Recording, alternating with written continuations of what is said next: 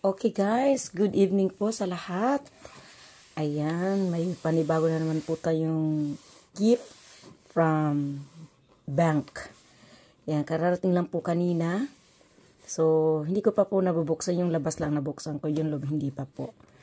So, ito po ay every year po yan na galing bangko na nagbibigay sa akin ng regalo. Dati po ay box na puro apple at puro mga sauce at puro mga grocery. Ngayon naman ay hindi ko alam kung ano ito.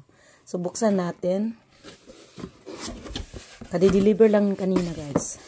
Hindi ko alam kung anong ano to. Okay. Sehe Fimangol Tama. Made in Spain. Yan. Ayan po. May plug pa po. Galing Spain. Yan. Made in Spain po siya. The taste and flavor of Spain recognized by the whole world. So, ito ay nakalagay dito. Spain Chicksweeb. In-export pa galing Spain, guys. Rose Bas. Okay. Address nila yan. Pudo. 3. Parang ano to, guys. Inumin. Flavor niya is grapes. Sa Spain po maraming grapes doon. So, ano naman kaya nito? Nakaka-surprise. Okay. Kaya siya. Oh.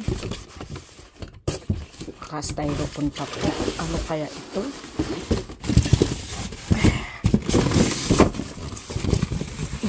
Basag. Ayan. Premium gift collection. Sabi na nga pa eh.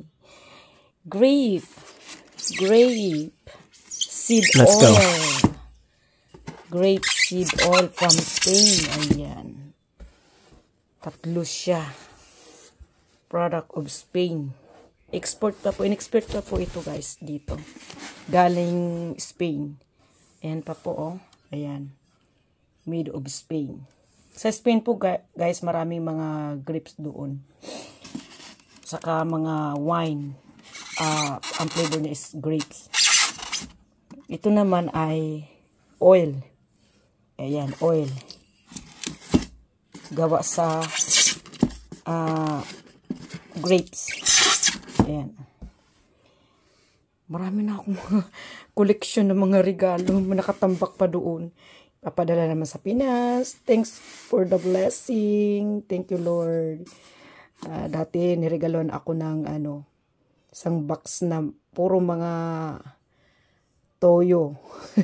Tapos isang box na apple. Tapos isang box naman na yung spam.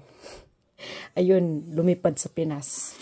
Tapos 20 kilos na bigas. Ngayon na naman ay 3 piraso na grape seed oil from Spain. Ayan. Just only, lang guys.